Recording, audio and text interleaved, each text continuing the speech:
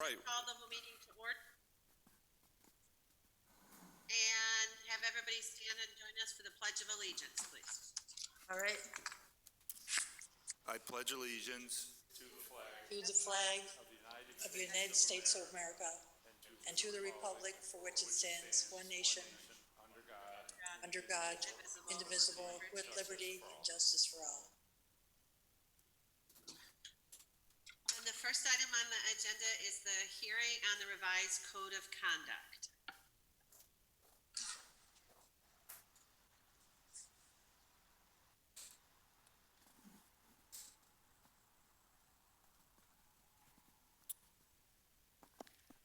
Good evening. Thank you very much for having me here. I'm Alexis Langhire, Assistant Principal at Iroquois High School. I know Dean Ramirez is also here on the call, and I appreciate the opportunity to be here to talk about the Code of Conduct and the updated changes that we are recommending to the board at this time. The Code of Conduct went through a formal committee to review it over the past several years. At that time, last spring, during 2019, some recommendations were made to the board based on the committee's review. Since then, more critiques have been done in an effort to keep the focus and continue to allow for a code of conduct that is useful to enhance the learning and the teaching for all students in the Iroquois district. With that in mind, there are some more changes that are being recommended to the board at this time with the Code of Conduct. And as you get started, I just want to thank, because there were a couple board members that did send in, even last year, maybe almost 10 months ago, some changes for the Code of Conduct, so they were passed along, and for you to guys look at those and take this in consideration. I don't know if the board members even remember sending them, but I want to thank the committee for, including those in your review. Absolutely. Clearly, I jumped on this team a little bit later than many others, but there was a lot of work that clearly went into this leading up to it. It was very much a collaborative effort. I know in the early stages and throughout the first couple years, especially, students were engaged. We had board members engaged, faculty members engaged, and other stakeholders. So certainly this was a collaborative effort to, like I said, focus on what is in the best interest of teaching and learning for all of our students, and how do we have a framework that's going to allow that to be the center with everything that we're doing here at Iroquois. With that in mind, a couple of the terms that the committee had previously talked about as far as how are we making these changes were under the umbrella of enhancements being made and additions being made, and that's really the focus of these upcoming changes as well. So with this in mind, a couple additions were made in the definition section, just to highlight. One of them was simply the term student, but by us adding in this term towards the beginning, number one, it does identify who qualifies as a student in our Code of Conduct, and those are Iroquois registered students under the age of 21. It also allows us to start on a positive note, which is always a great thing when working with a Code of Conduct. It allows us to put the focus right where we want it to be all along and have that be on students and in a positive light before any other definitions regarding students or other stakeholders. The next section that I want to spend a little bit more time on are actually enhancements. There were several enhancements made or recommendations being made regarding this Code of Conduct. One enhancement that you'll notice as you look through this version is we shifted pronouns. And this was in an effort to continue to be grammatically correct, while also being gender neutral. And so we shifted from him and her or his and her to them and their in an effort to continue in that effort towards equity and gender neutrality. So that was enlisted throughout. Another effective enhancement you'll notice in this edition is that we updated the board policies. There were 3 policies in particular, 7110, 3420, and 7551. Those are related to specifically attendance, anti-harassment, and sexual harassment. With those sections of the code of conduct, all we did was simply take the exact language that's already been adopted by board policy and put that into the code of conduct. This allows us to ensure that there is alignment and coherence in the district. That's just going to allow us to make sure that we are executing or administering a code of conduct that is completely aligned and approved by the board already. We also changed language in order to be more in line with best practices. So an examples of this is equitable instead of equal is used throughout the code of conduct. We know that it's best practice to create an education system that's equitable. Equal does not have that same connotation and meaning. So by making that shift, we are, again, making strides and moving forward just to make sure that our code of conduct is already matching the practices that we're putting in place as far as having an equitable school system. Another one is talking about skills and strategies versus mechanisms. We are in a school system where we prioritize teaching and learning through everything. That includes even when we have code of conduct hearings or discipline issues. We want to provide, even through those discipline issues, skills and strategies for students. We want that to be the focus, not just on changed behaviors or corrected behaviors. So by equipping them and putting the language of skills and strategies in, we are again in line with what's considered best practice at this time. You know, I don't mean to interrupt, but I do, you were talking about changing equal to equitable, and I see in several places where we've added items in red, for instance, D, other school staff, number 6, recognize and address personal biases that may prevent equal treatment of all students in school or classroom setting. Wouldn't you want that to stay consistent and be equitable rather than equal? Yes. Can you tell me what page you're on? And I would love to. Sorry. Hang on. It may be in, I know, Or what page 8, section? page 8. Right at the top, item 12, it's throughout the document where you've added that verbiage about recognizing and addressing personal bias. Equal is used in all of those instead of equitable. Also, just before we get too far, in item E on page 8, we changed the heading from principals to administration, but yet we're saying then principals have a responsibility too, and then the bullet points wouldn't it be better administrators rather than principals, because we do have assistant principals, you know, we've got our assistant superintendent, you know, we have John. Absolutely. Those are excellent points. So at this point, the question would be, we can adopt the changes that are proposed and then continue to examine what you just brought up, and those are great points. And we can continue to look at that and make those tweaks and improvements to ensure that. Just so you know, what we've done in the past when things like that have pointed out, that we can adopt it and say, you will be making these changes, and then from the official posting, we'll have these changes in it. So that way you can do a search for equal and a search for principals and do that find and, Absolutely. you know, I don't want to say do find and replace, because you might change one that should be there. Sure. But you can find them and just keep changing them as they go through. Absolutely, and I think you raised a great point, so that would definitely be something to give another close look at for some of that language consistency. Thanks. Yes, thank you. And at this point, those are some of the examples that I just wanted to raise to the board, and also offer the opportunity for more questions about any other sections that you may want us to discuss or look at more thoroughly. I have a question, and Doug, I brought it up to you earlier. It's not more or less with the code of conduct specifically, but action that the board still needs to take. So I just wanted to bring it to everyone's attention. In section G, where it talks about the Board of Education, number 3 of that section, part of the board's role in the code of conduct is to also appoint Dignity Act coordinators for each of our buildings. And we usually do that during our reorganizational meeting. But this year we postponed that vote until we hired an additional administrator for a vacancy at the middle school.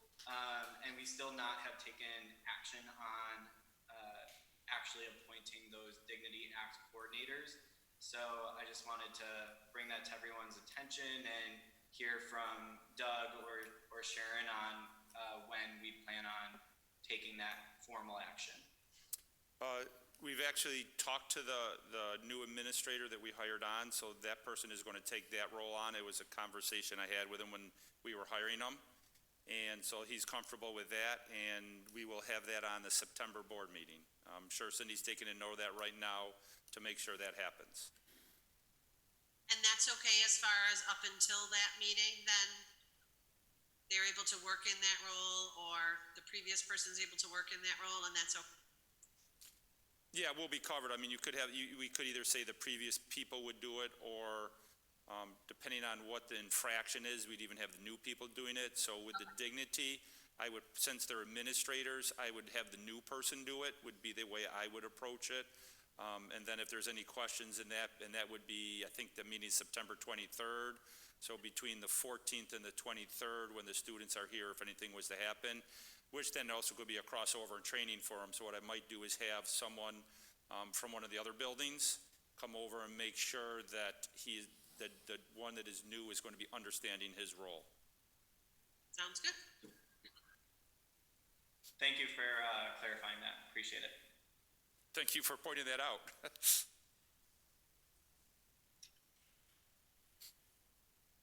Other questions regarding the code of conduct as it is now, or points to discuss? Something that came out in our roundtable discussion today was videotaping and posting of faculty or staff, or even, classroom things. So I think maybe we need to add something with regard to that and prohibiting unauthorized postings of videos, if it's not already in there. There are some sections in there about using electronic devices, but I think what would be very smart during this time of COVID, and where I'll say education is being reinvented again or being re-looked at and how it's delivered, to start an appendix that would have these things in it specifically for what's going on now. And then we can look at it again next year, and then if COVID's over, and incorporate it into it. That way we have a specific section that we could use for it. I think that's a very smart suggestion that you have, Michelle, and I would want it to be something like student videotaping, recording, or passing along any videotaping or recording of any lesson or teacher shall be prohibited without the teacher's permission. Yeah, and actually, I think that's happening. It's not even just because of the remote learning. It's happening now sometimes. People, they have their phones in their classrooms even when you're live. So maybe it's not just, it's just something we should talk about for sure. I think that's a good idea. Jane has something. Yeah, Yep. Just to piggyback on that, there's a lot of new stuff coming out regarding FERPA law and recording and distributing those recordings, saving them and whatnot. So I think that as we look at that, we should probably be looking at the language of the FERPA laws and how those are changing as well. In addition, I think one, and I don't know, this is obviously not in a student code of conduct, but specifically in this time, I know that some people have concerns that students that are logging on from home, it may not be our student, but somebody else in the room, or family members doing it. I know we can't control necessarily what people at home are doing, but if students are picking up devices and we have sort of that responsibility, I don't know if it's a responsibility contract or the rules of that device, possibly we could have something in there about, I'm not sure, if parents are taking a computer, I don't know, I want to make sure that we somehow get that out. I don't have the answer, but question is, can we somehow have families also aware of that rule and agreeing to that and understanding that rule? Yeah, I think some type of wording like, I think in the code of conduct that the individual the electronic device is assigned to understands that is for their sole use only, and then broaden on that a little bit. To the registered user. You gotta have your mic on.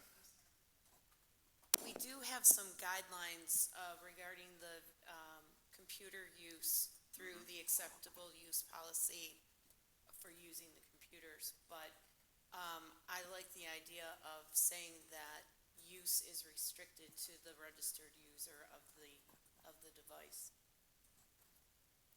I think also to the point that this started with, of something along the lines of not being able to record one another, especially teachers, or specifically teachers.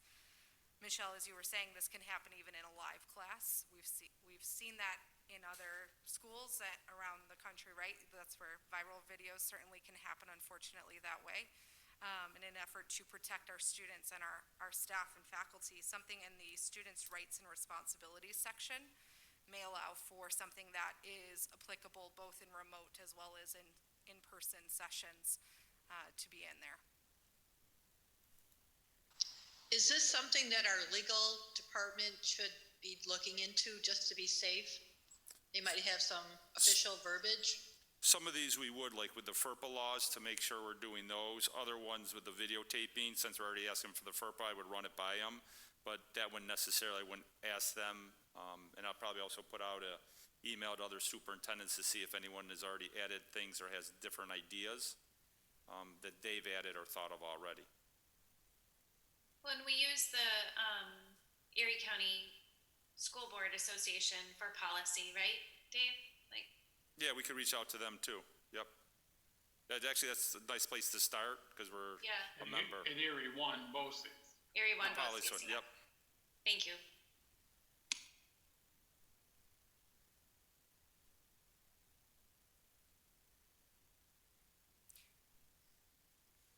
Is there anything additional on the code of conduct? Anything else, Alexis?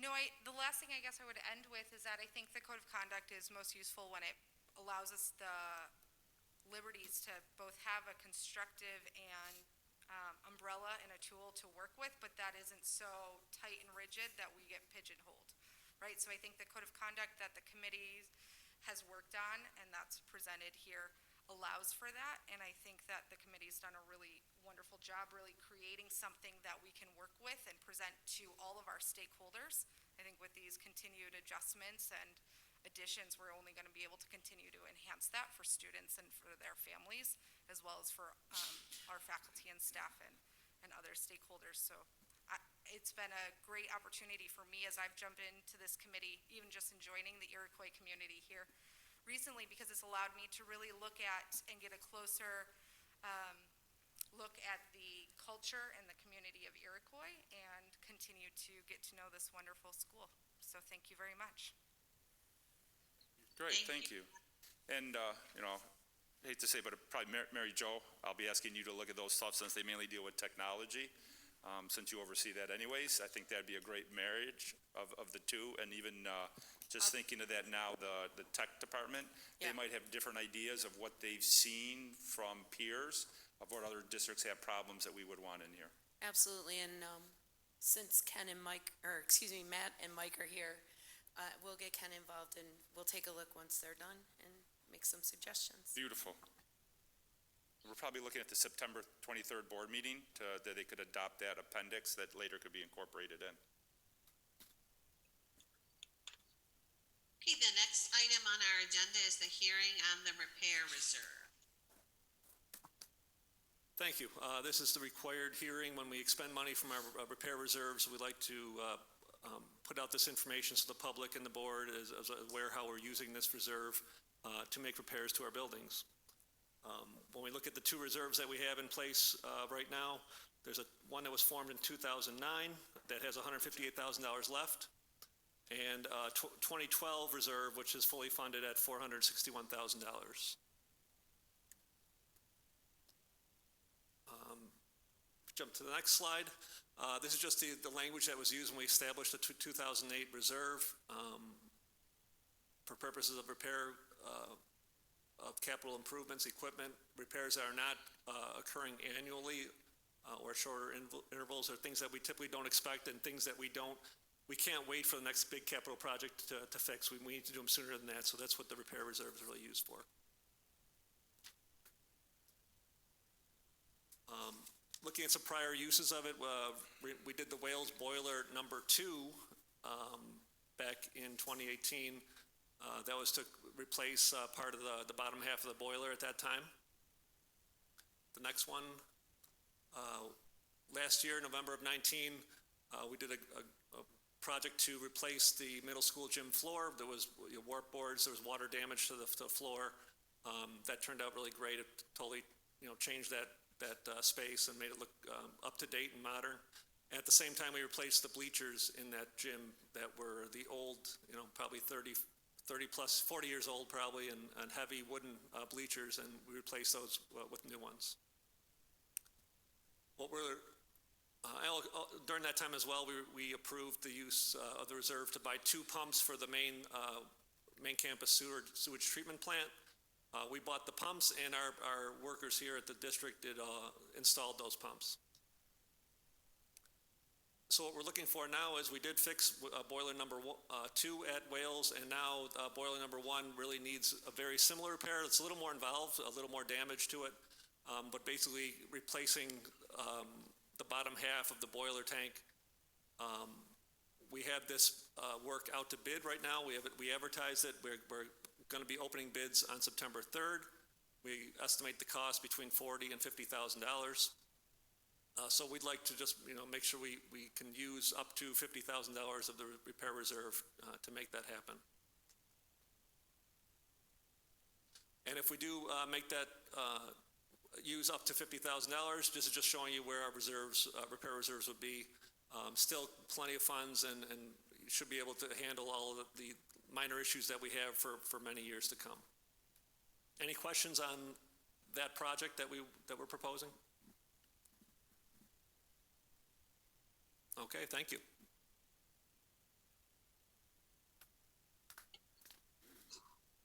And thank you for the, I was going to say, whoops, sorry, go ahead. Go ahead. I was just going to say thank you for the board for, if I remember the dates, it was 2009 and 12, I think, for the repair reserve, for having the foresight to put those in there well ahead of time to take care of these things and really protect the taxpayers and protect the infrastructure. Great foresight on the board's part, so good fiscal stewards. And we're moving on to our consensus agenda. Item 5.1A is a request to add a specific item to the agenda. A motion to add item 5.4.8.10 to the consensus agenda. So moved, Gunner. Second, Chuck. Discussion? All those in favor say aye. Aye. Aye. Against? Okay. And the next item is a motion to approve the consensus agenda items 5.2 through 5.4.8.10. So moved. Moved, Dave. Second, Louise. Discussion. All those in favor say aye. Aye. Aye. Aye. Aye. Against? Okay, and that brings us to our superintendent's report. So going to be such a very, very quick one, because I only have 2 items. Of course, each item we're probably going to talk half an hour on at least. So what I lack in quantity, I'm making up for quality. So the first one is the reopening plan. And so the reopening plan, just to keep the board updated of what's happening, have a few topics of what's going on. The first one I want to talk about are exams. I received an email, I want to say 2 days ago. I don't have a date on it, and this is the memo that was in it. As of the start of the school as the start of the school year gets underway, the New York State Education Department will be mindful of the many uncertainties faced statewide. We will continually monitor the situation and provide updated guidance, policies, and regulatory changes as the situation requires. In other words, they're saying it's fluid. This will include closely monitoring the feasibility and fairness of administrating January, June, and August Regents examinations. At this time, no final decision regarding the 2021 Regents examination administrations have been made. So I just want to update, because that's a question we have received at the different forums we've been holding. Are we having exams at the end of the year? This only addresses the Regents exams. I have not seen any updated information on the 3 through 8 exams that the state gives also in the spring. But just so you know, they have made no final decision regarding the exams. They did post dates for them, but they say they're still thinking about it. I think part of that is they would have to probably put in for a federal waiver again for ESSA. Yes, they definitely, I think that'd be a waiver. And that's a good point. So we'll hear of that going in if they do move in that direction. Next one I want to talk about is funding. So, and John might jump in here and add a few little things. People might have seen in the news recently that the state for education and other areas, I think it's fire, hospitals, police, are having a 20%, the governor's always throwing 20% pullback.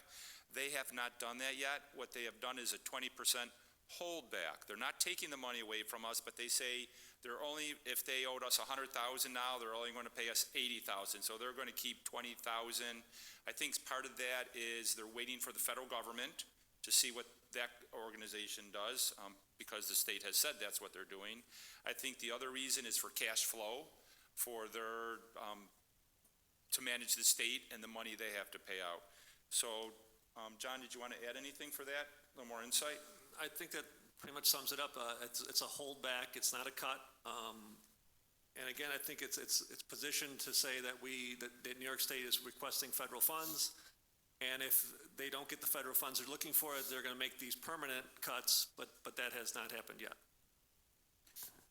You know, Doug, also, I saw an article where the state is going to give up to $1 million to municipalities for COVID-related expenses.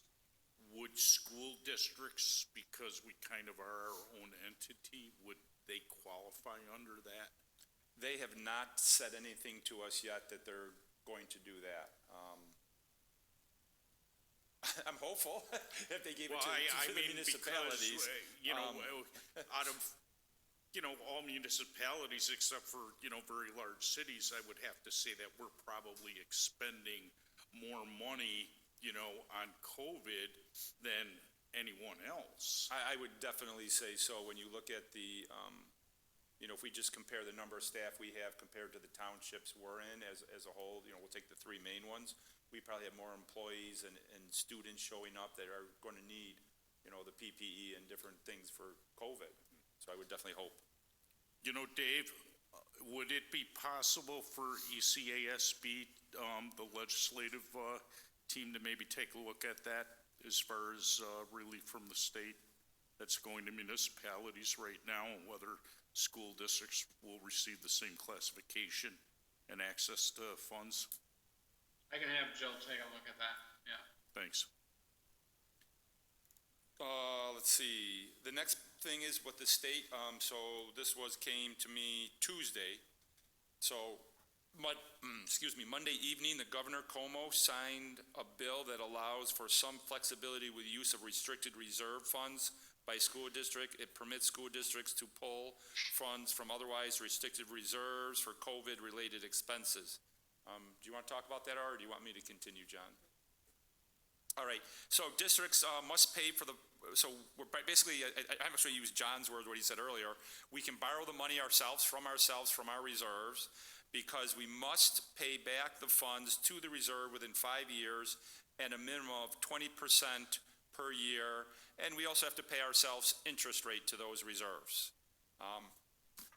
I don't know if anyone wanted to make any comments to that, but I'm going to go home I tonight. did. I'm going to go home and pay myself some interest.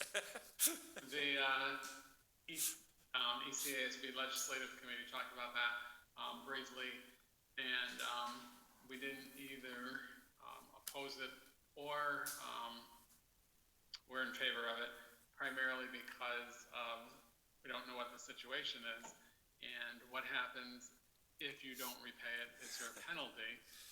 We did have a couple business officials said, why isn't that 7 years based on some other funds where you can take money out, like for the buses and things like that, where it's a 7-year payback? Why was it 5 years? And the other thing that we took a look at was the state really doesn't like school districts to have reserves. Is this a way that anytime that they want us to drive down reserves, they're going to call an emergency situation and just say school districts can use their reserves? So we were not in favor of it, and so that's why we did not send out an advocacy alert or any information on it.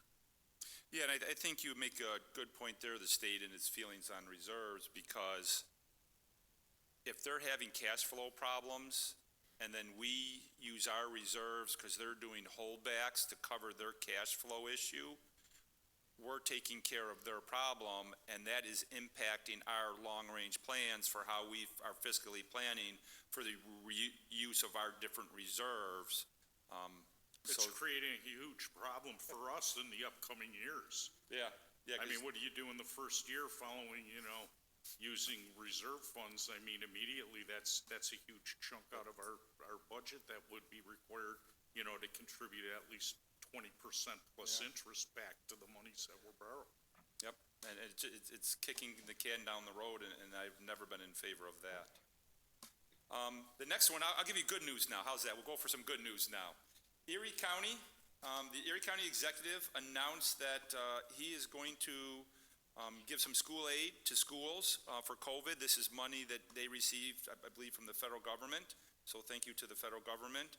And we are going to get $100 per student and an additional $50 for each student of poverty. And that brings us to about a total of $240,000. John, does that sound right? That's correct, right around there. So we'll end the funding with good news. So now getting into the more of the reopening, the meetings, that's been the big thing over the past. We met on the 12th, and between the 12th and now the 26th, there's been multiple meetings continually, and right from the beginning, the administration here, personally the district office, myself, has been meeting with the union presidents, with the teachers consecutively, consistently, just talking about the different situations of what she's hearing from the union members, what we're hearing, what we could work out, what we're hearing from our perspective, aspects of legal, leaves, taking care of the students, safety. Also, I've met with our leadership team. We meet twice a week. I've met with different members, small group members. The union even brought in about 12 people. It looked like at one meeting that they met with me, and we keep hearing and working on our plan. I think every plan is fluid and needs to keep hearing and adjusting and moving, and ours is no different. The board today actually had a roundtable with the teachers. We have one, is it next week, Cindy, or the week after? Next week with CSE, the support staff, just to hear where they are with different things. We heard things about safety, about the development or the delivery of instruction, and so I'll be going back. We compiled all those notes. We'll be going back, talking to administration, reaching out to the buildings, different grade levels, so there's consistency in grade level. I had the 3 parent meetings. They went very well. I think some board members attended those, so thank you for taking your time to hear what the community was saying. With that, parents seem to be very thankful for that. From there, we developed a new FAQ. We have pictures of the rooms up on the website, and the MDS sheets, the material safety sheets, will be the next piece that I'm getting up there, because I also have up the maps already for drop-off and pick-up. Let's see, faculty, staff. Oh, the faculty, staff have been meeting with their principals, so that's going to continue, and I believe if I look at Mary Jo, I think the elementary has some meetings coming up soon. So they're scheduling today and tomorrow for next week. Perfect. So they'll be meeting with the elementary teachers, and I know they had some concerns they expressed today. So we'll be passing along, so the principals are prepared to listen and see what we can do to improve. Website. So on the website or does anyone have any questions about that with the meetings that we've been having? No, but I would like to say thank you to all the faculty members that came to the roundtable today. When you think about some of the concerns that were brought up and whatnot, it is really inspiring to see that we have so many people who are continually working towards what's best for our students and for our district and for our district employees, even though they're not on the clock, technically. You know, they're still these teachers are so dedicated. They are working around the clock to make sure that when students arrive back on campus and virtually, that they are ready to give them the kind of education that Iroquois is known for, and their concerns about how they're going to do that, you know, and in this, you know, really strange format and setting. I just think it's really great that so many of them were there and taking an interest and already planning for, you know, for the coming year. You know, Doug, too, one of the things that did come up several times during our meeting this afternoon was live streaming the classes in FERPA.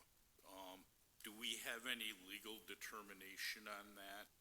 You know, because you know, with everything we do, we have to be so careful as far, you know, as our students and employees, you know, information. Is there any, you know, conflict there? Right now, in everything we've seen and looked at with the different lawyers, no, there isn't. And the reason for that is we're using an in-house system with Microsoft Teams that we're inviting specific people to. So like when we have some meetings, when I did the parent meetings, it was open to anyone could get on. That's not happening. So the students they'll be seeing are the same ones in the classroom. Where the majority of the concerns come up with and what the teachers express and what I think everyone would be foolish not to think of is if they're in their house watching the screen, who's in the background and what's going on, and that's where the teachers do have some concerns about how they conduct and do their business. I think rightfully so. The nice part about it is with the live streaming, it's very quickly, and I've been showing different groups that, and I know when the tech department meets with them in 2 weeks, that they'll be showing them and training them how you can very quickly turn off the mic or mute when you're talking that, or you can even turn off the camera if you need to, so the people at home would not be seeing that. Just conducting a class and teaching it, that doesn't break FERPA. It's when you're giving out identifiable information, and you should not be doing that anyways in a classroom, because if let's say there's 5 of us in this room and one of us has special ed services, no one should really know it. So that should be, a lot of that should be protected just by the nature, but things do happen. And that's where being extra cautious with that, I think, is a very valid concern on their part. Right. But I think legally we're covered with everything. Yeah.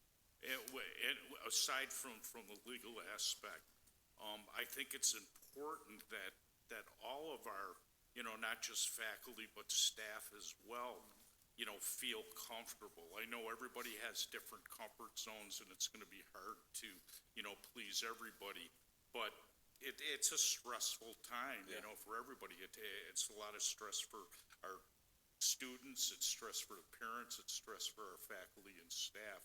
And I think it's important that we try to remove as much of that as possible, and the safety of our teachers as well.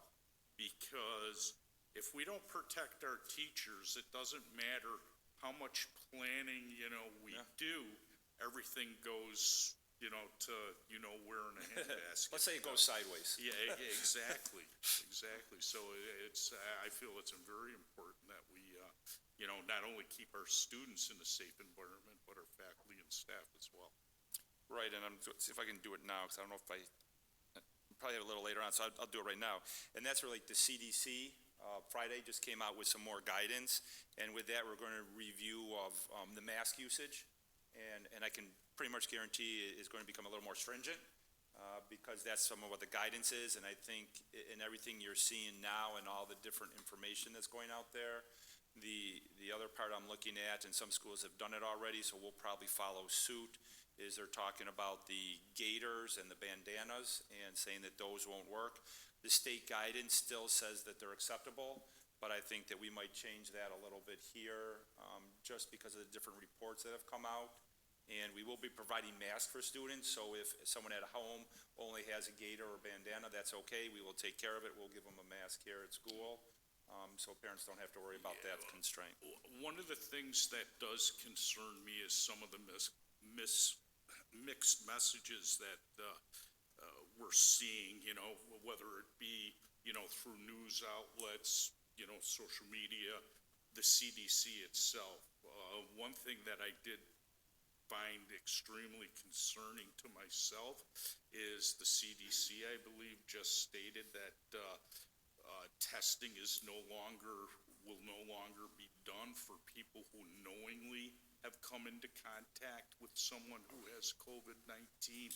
And that is, to me, that just, you know, sets off alarm bells here. I believe it's,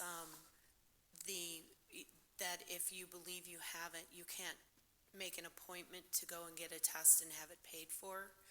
You would need a doctor's. That I understand. That's been going on for a while, Mary Jo. Yeah, but you would still need the Specifically, if doctors. you knew that you have come into contact with someone who did test positive for COVID-19, a test will not be given to So you. you're saying purposely expose yourself? Right, okay. so unless, you know, you actually have the symptoms, you're not going to be, by that time, it's too late, because we know there are cases of people who are asymptomatic, and, you know, but yet they're still carriers.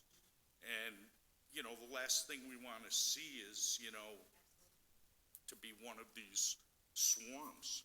Yeah, and that's it, and Erie County, it's a little over 2% right now. Looking at our townships, we're doing better, but I think very quickly, you could have a situation where if one person comes in, because it's the exposure and in the right setting, it could be passed along very quickly. We've seen that pop up at a few different areas here in Erie County itself, and that's definitely something we don't want to have happen here.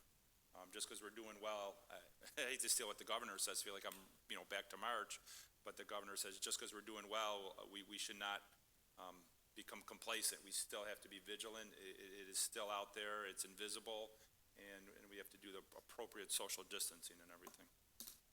And Doug, really quick, Doug, to elaborate on what Chuck was saying a little bit earlier, I think it's important.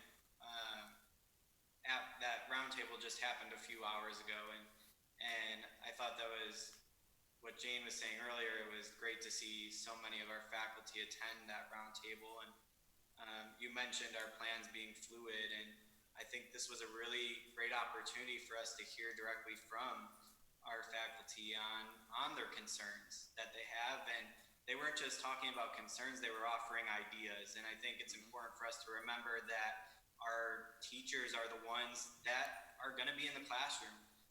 They're the experts here, and it's important that we listen to, not just listen to what our teachers were asking from us and reevaluating our plans and updating our plans, but actually taking some formative action. And so I just hope in these follow-up meetings that you're having in the coming days, that you continue to invite the teachers to be a part of those conversations and improving the plans that we have in place. And as you mentioned that it's fluid, and we have some time before, I know it's not a lot of time, but we have some time to make this as best as we can before school starts back up. But I think it's important to point out that our teachers today weren't just talking about their concerns, they were offering solutions to those concerns as well, which was really productive to hear. And so I hope that some of those solutions that they offered are taken into consideration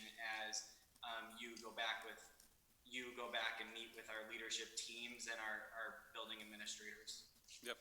Yeah, and I agree, and so I think that will occur. I think just a couple of thoughts about the meeting, and and I'm happy to hear you saying,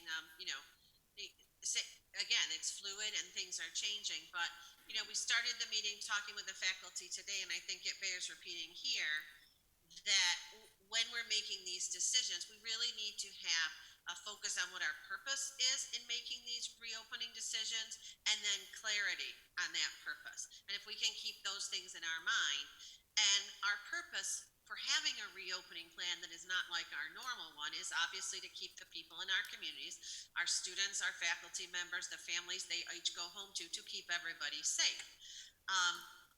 Obviously, we do want to provide a good education. We understand that we need to be working with families that have, people that are working outside the home.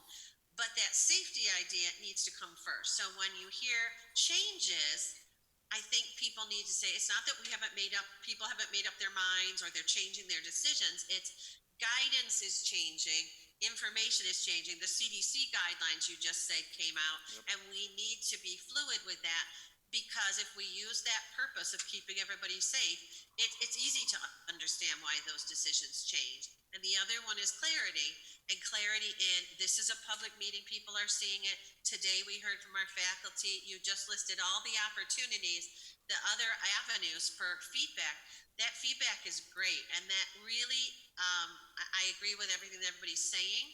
I do want to make sure to give some kudos out to our administrative team that yourself, you and Mary Jo were in the meeting, but all of the administrators, I think it's important to note that meeting today was a perfect example for me of the level of professionalism, the level of concern for students. But so many of the people that shared questions were reiterating how hard the administrative team has been working, that people are working round the clock, that they appreciate everybody's efforts to do it.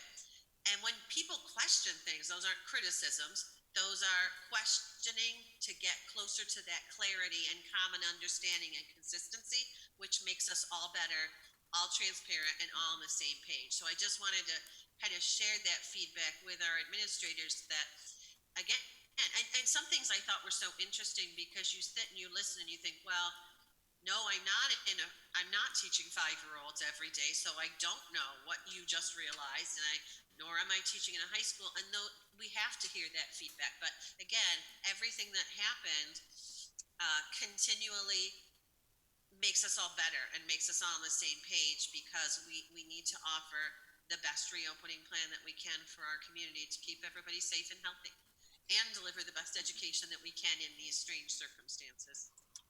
I think too, with what you just said and thinking about it while you were saying it, is how we handle this situation, how we listen to each other, is probably one of the greatest lessons we can teach our young adults now, of how you can work, have difference of opinions, collaborate, and bring the difference of opinions together to form a better plan from that aspect. So hopefully they're watching too, and will say, this is the right way to do it. We don't have to do it with fighting and yelling and arguing. You can be articulate and have pointed conversations, have solutions, and come up with something, and that'll be great. So thank you to everyone. Speaking of thanking people, custodial staff, they have been doing a great job all these months in cleaning the building, reorganizing it, pulling desks out of the room, creating the space for social distancing. I find it interesting. I'll have one building that has a few extra desks because of how they pull them out, but one building will have a few extra desks because of pulling them out of rooms. A second building would have tables where they need some desks, so we'll be moving them back and forth, and they're working together. And the custodial staff is really the people who are doing the work, and they're doing phenomenal. And everyone I talk to always seems to have a smile on their face and just says, we're going to get it done, and does it. So thank you to them. The other thing I want to talk about is define deep cleaning. You hear a lot of schools in different districts talking about deep cleaning. And so how does Doug Schofield think about deep cleaning? And when someone says we're going to do deep cleaning, I think of my mom telling me, hey, it's springtime or summertime, and take everything out of your room, all the books off the shelf, vacuum under the bed, dust everywhere, up under, on top of the, you know, the baseboards and above the doors, and I'm in there cleaning, and she say, no, you missed a spot, I don't even see dirt. To me, that's deep cleaning. What we really need, I think, to focus on and have a common understanding is with the virus, we need to do disinfecting. And we need to look at that as disinfecting, wiping down high-touch surfaces, because the deep cleaning of how I envision it, of cleaning under things, getting the dirt off of it, that's not what's going to stop COVID. COVID is vigilance in disinfecting surfaces and being cognizant of that. I was asked the other day about should doors of classrooms be kept open, and I personally said, oh, I think that'd be a smart idea as long as you're comfortable because of other safety aspects, because that's one less touch surface for people to touch going in and out of the rooms. So I think that's a shift too, that we have to think of things like that. What are families doing? So one of the questions I heard a lot from the parent meetings was, how many people have opted out? How many people have opted out? Mary Jo filled me in today, so thank you. 85 students, if I have the number right. 85 families, about 125. Okay, so I'm off a little bit because I didn't read families. 125 students would be opting out, so that would be about 6%. And if you divide that by 13, that gives you about, you know, little less than 12 students per class if they were perfectly spread out. I know there in our meeting today, one teacher said that at her grade level in her building, she has, of the 3 kids that are opting out, she has all 3 and the teacher has 0. But there, just so people know that number, 125, which is about 6%, or it works out to about 12 students per grade. There will be still more updates. Go ahead. When you say opt out, is that students that are choosing to go fully virtual or not going to Iroquois anymore and going to like a private school? What is included in opt out? No, great clarification. I'm sorry, I probably shouldn't even use opt out because I don't like that word, but that's what I wrote for some reason. What I mean by that is students who will be 100% remote, still with Iroquois, 100% remote. So what we have is, I'll say, our student body, we broke them into A and B cohort where they're coming in different days. We'll call those the hybrid students. And the students who will be staying home but joining Iroquois remotely every single day, that's the 125 students or the numbers I gave you. And if I could just clarify, we're still getting some figures in, but that's the latest number. Yeah, so it could change. And as our plan is fluid, we might make some people more uncomfortable. They decide to be remote, and other ones might become more comfortable and decide to attend us through the hybrid system of the A and the B schedule. Can I ask a question, and you can tell me no if you don't want to share the answer? But is that kind of spread out amongst the grades, or does it tend to be more in our elementary? I'm just curious based on some of the feedback today from maybe Mary Jo can give us that information. I don't have that. I just got the general number. So right now, of the figures that we have, and I'm just looking at K4, it's approximately across the district, 14 kindergarten, 10 first grade, 6 second grade, 11 third, and 8 fourth. 59? I'm sorry. Okay. I'm sorry. I was listening intently and Chuck was adding. I was talking and didn't add them up in my head. We have our skill sets. 59. And that's out of 125, so that about a third, which would seem about right. That's about a third of our classes, so seems to be spread relatively even. Any other questions with that piece? All right, and there'll still be more updates going on. So for example, the governor gave the green light a day or two ago for the low-risk sports to begin September 21st. Low-risk sports, he classified, or the state's classifying as tennis, soccer, cross-country, field hockey, and swimming. We're still going to need additional guidelines for this. just exactly what that means. I know our coaches, and thankfully it started a long time ago, about what will be their safety plans. I'm very appreciative to have the new athletic director on full-time, because I think her time is going to be taken up working with this. So Carrie Vetter, I think we'll have her hands full in the next few weeks. Now, points to note, games and travel can only be within the region or continuous region. Travel outside regions will not be permitted until October 19th. Now, when you hear that number, October 19th, I don't know if this means afterwards it will be permitted, or they're going to make a decision closer to October 19th whether it will be allowed or not. Indoor capacity for spectators is limited to no more than 50% capacity. Each participant is limited to bring 2 spectators. Mask must be worn and social distancing guidelines must be followed. And then, and there is no timetable for high-risk sports such as football, volleyball, wrestling, hockey, rugby, or competitive cheerleading. Just updates you on that piece. Another one I already talked about was the CDC with the new guidelines.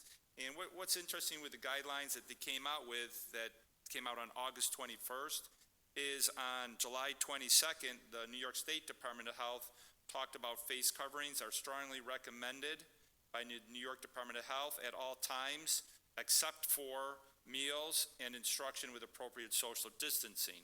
So I think from July 22nd now until August 21st, you can see the changing of that, and so we will be reflecting that in how we're considering masks.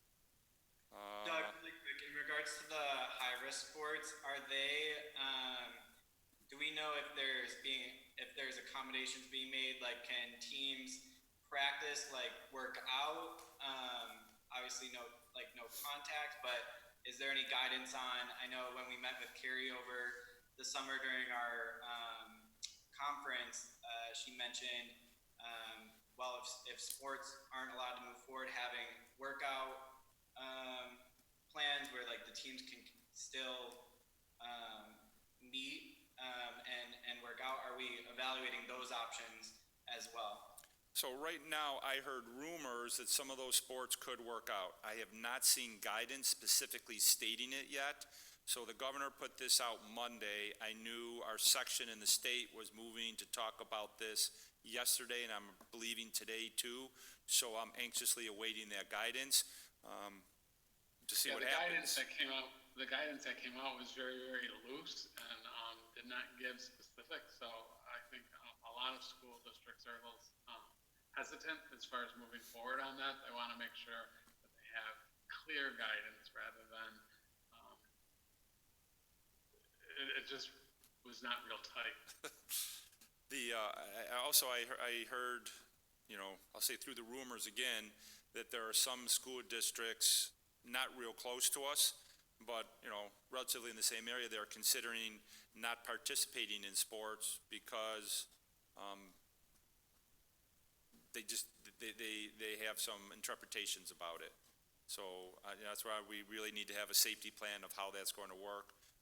I know some of the cross-country students have already wanted to get a head start on it, and we had to go out and talk to them and say, there's rules around this. You have to be social distancing, and so that's going to be one of the things we have to continually monitor through these sports and how they're interacting. I would love to know how they came up with the determination for high-risk versus low-risk sports. I have to say my one son played soccer, and I believe, Gunnar, you were a soccer player as well. Yep. And I personally would consider that a high-risk sport. There's a lot of contact. I've watched field hockey games. The same thing goes there. Again, I have to go back to mixed signals, that we're getting, from the state. Gyms are being treated differently than an office building. Well, if I'm an office worker, the air that I breathe is every bit as important to me as the air that's being breathed in the gym, but yet a gym needs to go through the, having proper HVAC modifications to the filtration system, and then plus approval, from the Erie County County Department of Health. So a whole lot of mixed signals here going on. Yeah, and I think that's, and I've said it before, that's probably my biggest frustration, where students that will be attending us, depending on the organization they're with, have multiple different messages of how they should act during this time of COVID. And I think that's unfair to the children, because they're getting mixed messages of what you should do and where. And I'm all for, there's times you need to dress up and have a suit, and there's times you're running around with your shorts on. So they should understand there's different locations for different activities, but in terms of safety, safe is safe. Exactly, and that's my point. I'm about consistency, and I'm not seeing a whole lot of consistency in guidelines. So I guess, kind of sum it up, communication and flexibility are the key, is what I'd say as we deal with this. Our system that we've set up is set to accommodate these situations as they evolve and grow. Take care of what's going to happen, and that's why I think we'll do well here at Iroquois.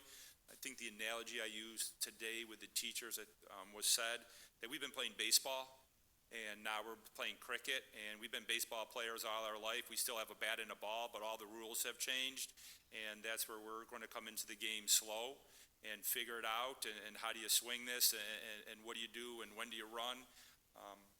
And I think that's the best way to approach this. We have to realize, we made the all-star team year after year after year, but now we're in a different arena, and how are we going to do it this year? I think, Doug, to that point on communication, I think for those that are watching this or may watch this meeting at another time, I think it's important that we again reiterate how we're communicating. So I know you do your Monday message out district-wide, phone call, which is then also emailed through the district email. For those that haven't signed up for the district email, should go to our website and sign up for that so they get that email. Additionally, that same message is posted to the Iroquois Facebook page. On top of that, if people have questions, they can reach out to their building principal to get clarification as well. And then feel free to add any other forms of communication that we've been. Did you say our Facebook? Yep, Facebook. I think that's pretty much most of it. But and then as always, email in with questions. Our reopening website has it, and we update that. The next one I'm going to be working on is for the teachers, but we're going to keep adding and getting those out there to everyone. So thank you. That's the other thing I forgot. We have one central location on the website with all the information about our reopening, and so parents can also go there as well. Yep. And another shout out again to the administrators on the Facebook page. When people are listing questions, people are commenting that just email the building principal. They're getting right back to you. Just email the building principal. So, that system is working. People are being heard, and people are telling each other that this is how you get the information. So, and that's good. And that's where I did put out some of my first messages were, please go to our website. Please go directly to district sources so you're not passing on rumors. So I'm glad they're doing it, because that means the information that people are talking about is accurate and factually based, which is so important. Real quick, unless there's any other question about reopening, I want to say some 4 or 5 good things, and then we're going to do a presentation on the capital project. Tony, and I practiced his name early, Adamano, is one of our parents here. He also works for AT&T. But what he is doing is, from AT&T, Monday, he is going to drop off some PPE on behalf of AT&T, so thank you very much for that. Jill, our phys ed instructor out at Marilla now, she won a grant for $1,000 from the Play 60 Fitness for Kids Challenge. Woohoo! That was in there. I'm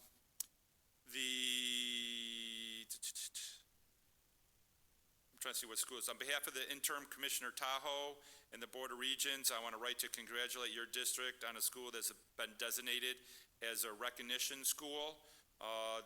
This school is among those in New York State that have a high academic achievement, growth, and graduation, and this was from the 18-19 school year, and we received this August 3rd. And I saved this one for last because we have never received this one before, and I am so proud of the music department, the community, the school, everyone. The music department is excited to announce that the Iroquois Central School District was designated as one of the 2020 best communities for music education by the NAMM Foundation, which is one of the music organizations. And this is a national award that recognizes and celebrates school districts for their support and commitment to music education and their efforts to assure access to music for all students as part of a well-rounded education. So I know, John, thank you to you because you've been working in the music department for funding. Thank you with Mary Jo, the curriculum. Thank you for the board for keeping a focus on this. I know we've done updates to the auditoriums too, and thank you to the music department and all the other teachers because some of the students for their lessons have to leave those classrooms to go there. And thank you to the community because without your support, none of this would happen. And there's the music boosters too who help support, the music. So I hope I got everyone in this thank you because it is for the community. Any questions or anything? If not, we're going to move into the capital project. All right, we have John and Nick here from Campus Construction, so thank you for coming. And we'll do we'll do the presentation first, so once you hear that, because we also have mailed out to the board a copy of the proposed newsletter and flyer that, and I want to thank Tracy, is it at your office, Tracy Thomas? Tracy Thomas.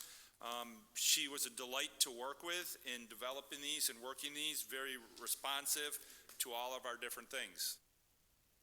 So for the capital improvement project, if we look at first on the agenda, we're going to talk about the planning process, project focus area, scope of work, potential timeline, financing plan, and vote information. So on the first presentation, this kind of says, what do we do? How do we start this? And this has been going over multiple years. This is not just something that we came up with yesterday, and the board has done a great job of really asking questions, going back, having administration, having campus. Thank you to campus. Thank you to Gordon Jones with Tim there, of looking at the facilities, reviewing the facilities, going through those, thinking long-term, what's going to really have the first and foremost impact to instruction, and then really start off with community recommendations, because in listening to the community, that's where some of these things started, because we have our roundtables and people come in and we listen and we have where our long-range vision is. We had the project team that came together, we did the building condition survey, and then we had community discussion where we openly discussed this and heard from community about aspects, and then we evaluated the wants versus the needs, and then we got the focus of the project. And one of the great things, one of the underlying facts that we have kept going through this at all times is that this should have no tax impact and will have no tax impact. And we did receive a question, I think it was on Facebook, but it was somewhere, and someone said, well, you're saying it's no tax impact, but what happens if something happens with the state?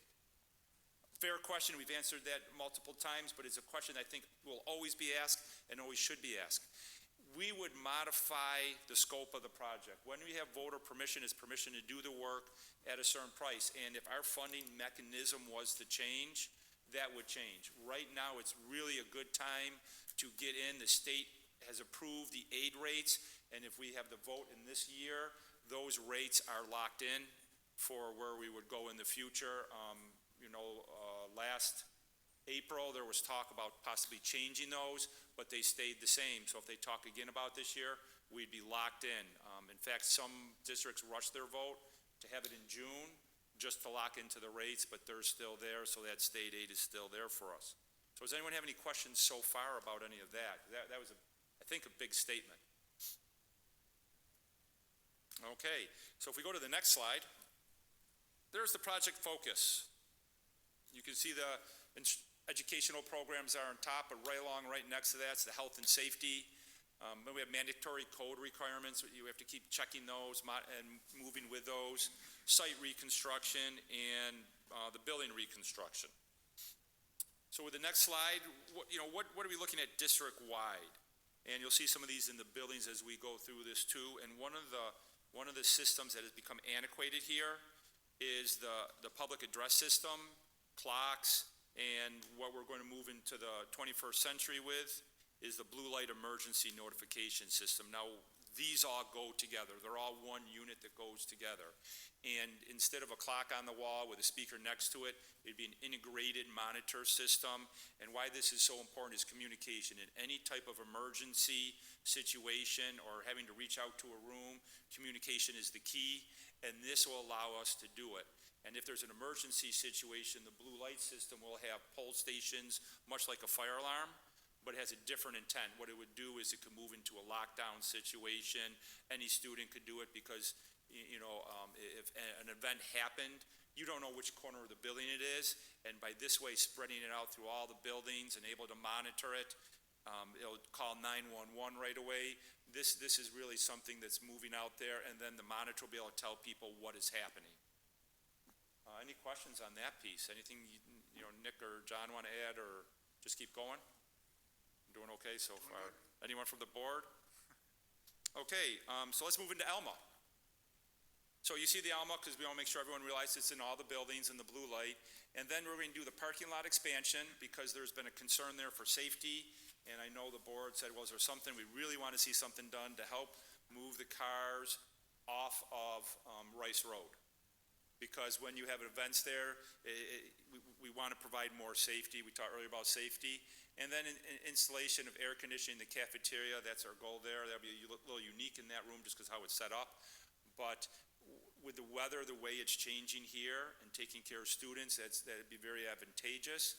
So if you go to the next slide, I believe there's a map, and you can see where we're looking to add that parking area. I can tell you right now, with everything that is going on, with more students driving with COVID, I really wish we had that in right now, because we could have made that a little bit of a loop to go through. But now for events, when we're able to have events again, that'll be there. And we'll see the timeline of when this is all going on. So it's not just to add parking, it's adding parking for safety. Any questions with this? Marilla Primary. Again, you have the address system and the emergency light, but we have to replace the hot water replacement and newer circulating pumping. It's reached its end of its life. We need to do it, and obviously, it's probably a pretty big water tank because of the size of the building. The air conditioning in the cafeteria. Then we have the renovation in the kitchen cafeteria, the fire safety wall. And what that is it's a compliance to make sure that if something was to happen in the kitchen, that there would not be, the students would be safer because of the rating of the wall, how long it would take, and provide them time to egress. Parking lot reconstruction, we'll see a map on this in a second. And then one that really, to me, it's a no-brainer, is the solar panels, because they will pay for themselves and actually generate a savings to the district.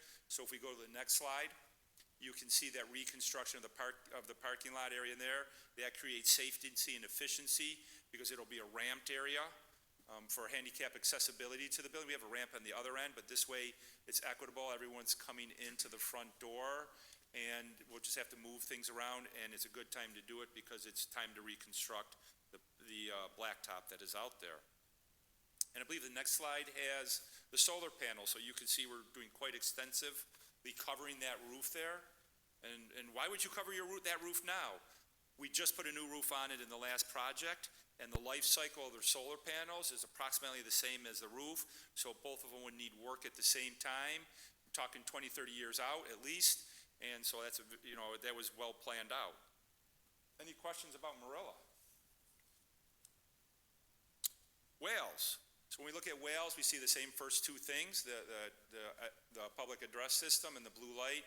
Hot water replacement out there. They do have, it's a well out there, and the water's a little harder, so we're replacing that. It's end of life. That air conditioning, just because of the climate and environment that we're living in, and the cafeteria I think is a smart area to put it in, because not only do all students have access at least once during the day, it's a room that people could go in at other times. If you just put in the library and people are scheduled in there for specials, you would have classes that can't go in there and use it. But the size of the cafeteria, you could have multiple classes. A grade level could go in there. And that's the same for all the buildings. Again, they have the fire safety wall, and then the gas piping. I think it's always good to have your pipes for gas that are in great shape. We're not worried about it right now, but before we get that way, this is where the building condition survey comes into play, redoing that gas piping to the emergency generator. And if you go to the slide with the map, that only thing on that map is really showing where that fire safety wall is between the cafeteria and the kitchen. Any questions with Wales? Middle school, same first two, but here he's getting some instruction. One thing that we're really moving forward on is STEM, but that, STEM is science, technology, engineering, and math. And so not only with the STEM, there's science rooms that are going to be renovated and upgraded because, I love seeing the people who are multi-generational here, and they come in, they go, oh, there's the place we stored our beakers and everything, but STEM, science and technology, has evolved, and we need to have some of that evolution here, and we're designing the rooms in such a way that they could evolve for the future, so they wouldn't be stagnant, and hopefully will be good for the next multiple years. There'll be 3 rooms with that. We'll see a map. The bathroom facilities, there are some of those are original piping. It's time for those pipes to be replaced. I know personally at home, I'm a house that's built in the 50s, I believe it was, and I went to fix the bathroom, and I grabbed the pipe and grabbed the wrench to take it off. I didn't need the wrench. The pipe broke off in my hand. Well, we have the same issues here, so therefore I think the piping, it's good to take care of those. Storm water sewer piping, same type of thing. It can wear out with things going through it. ADA compliance, we have some restrooms near the main office that just me and myself, I got to kind of squeeze my way in. So to make those ADA compliant, it would be great to do because that's right next to our auditorium. And so when we're back to having programs, having people to be able to go in there.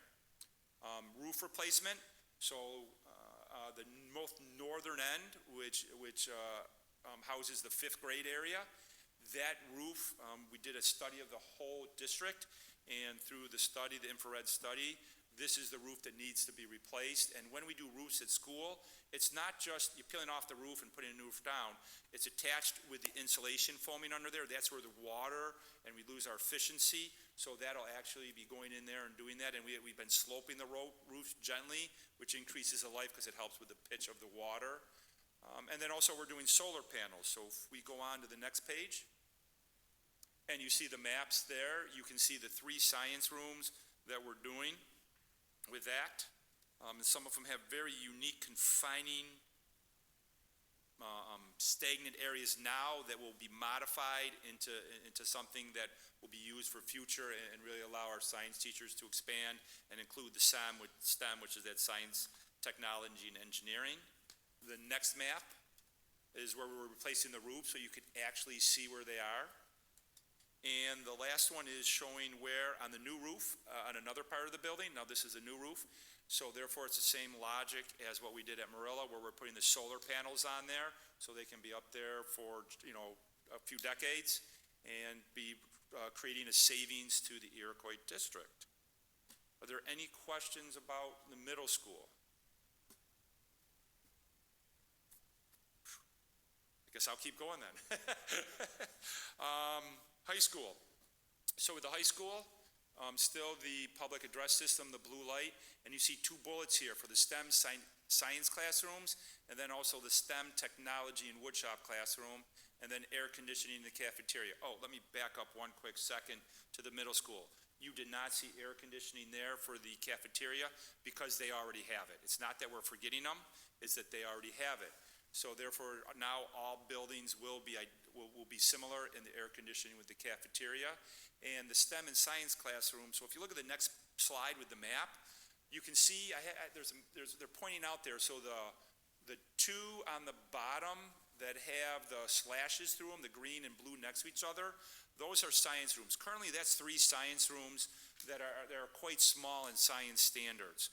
We're going to combine the 2 rooms into 3, which get them about to 1,200 square feet with the storage rooms. And now the science teachers can design what they need in there. So again, they can be doing the science, technology, and math, the STEM, along with the science, incorporated within their classes, and move forward really with what industry is looking for, with what colleges are looking for from students coming out of here.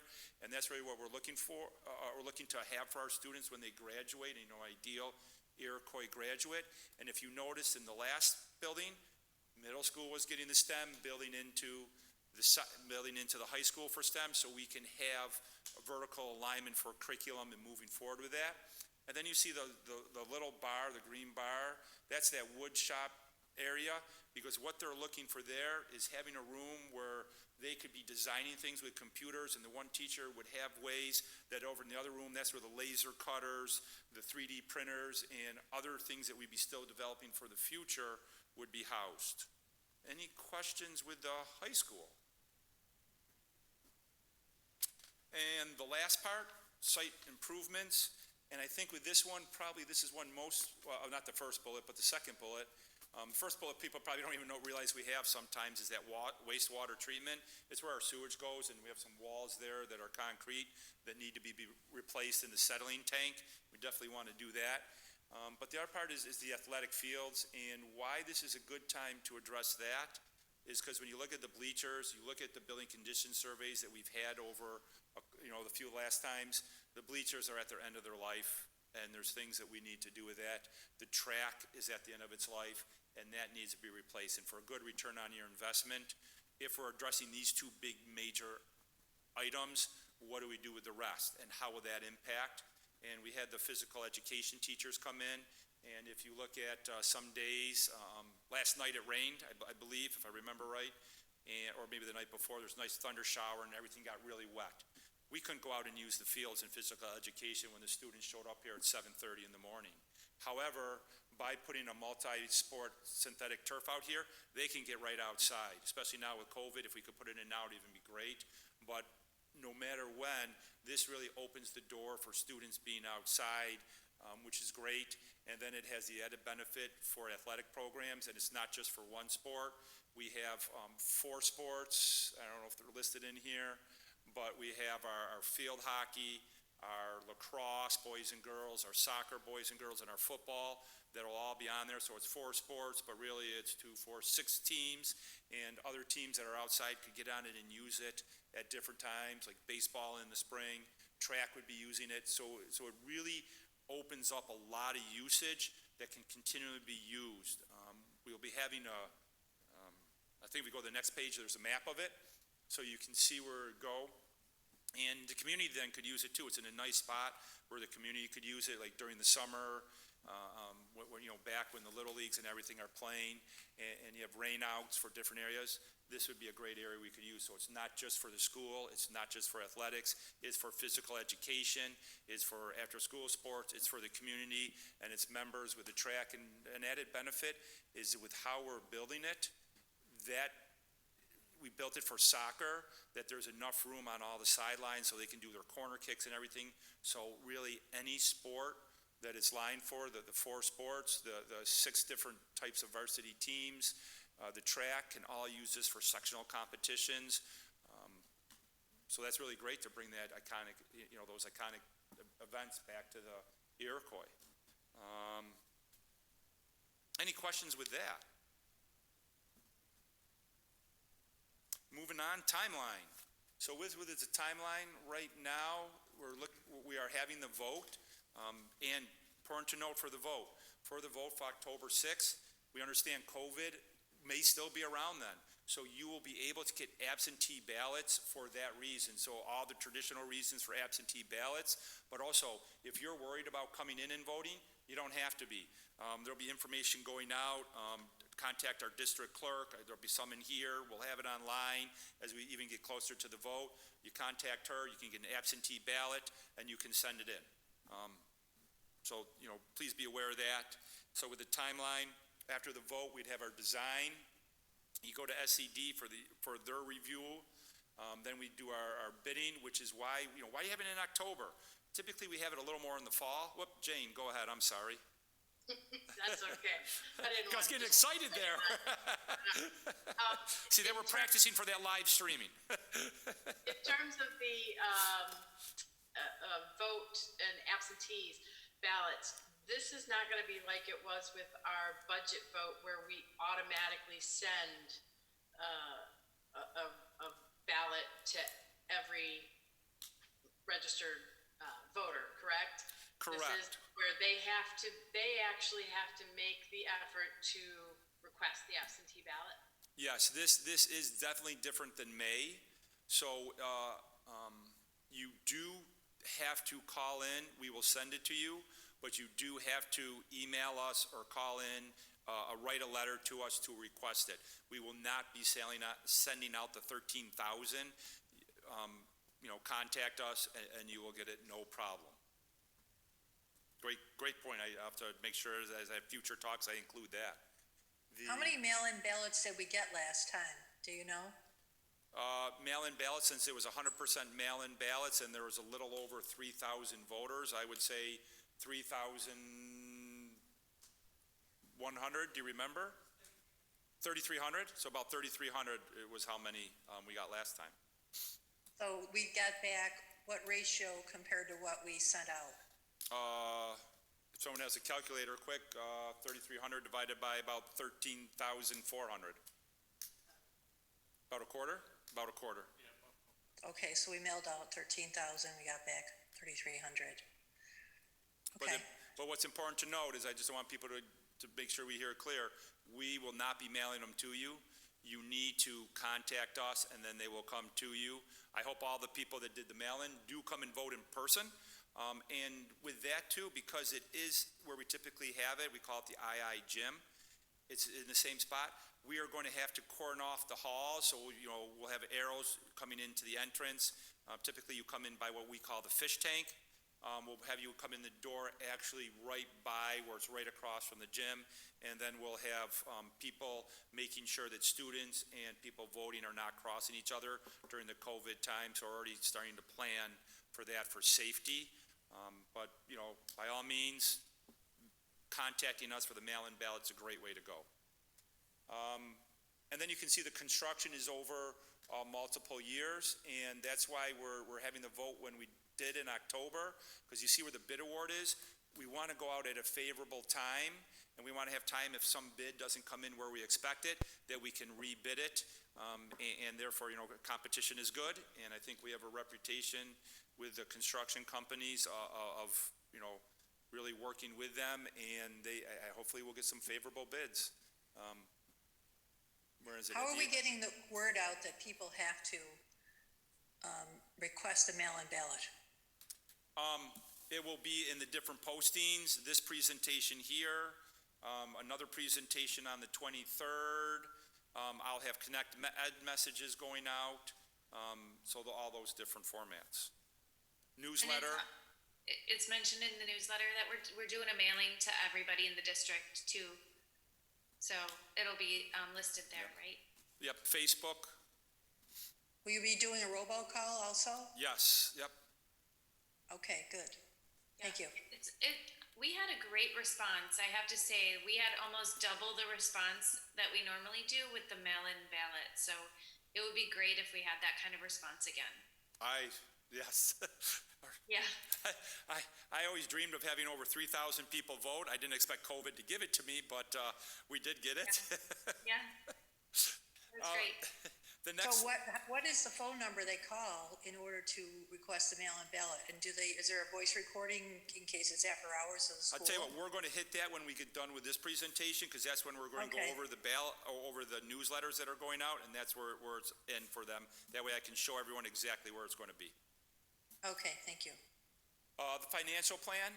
So there's your state building aid. We have our reserves, and then we have our unappropriated capital funds. If anyone's been watching and some of the other board members, you know that we did not place some of the money right into the capital reserve. We left it in this unappropriated allocation, and therefore we have that money for the capital funds. It was a very strategic plan by the board to fiscally manage the money, so great job and great foresight in that. There's a total amount that we would expend is the 19.5. I'll round it off just a little bit. And with this, there is no tax impact. It shows it right up there at the top, no impact on the tax levy. Is there any questions or clarifications anyone would like on that slide? So with this additional information source, yes, I'm sorry, just to clarify, even if the governor holds 20% back, right? Even if it's in the like foundation aid, or that does not affect this in any way. And if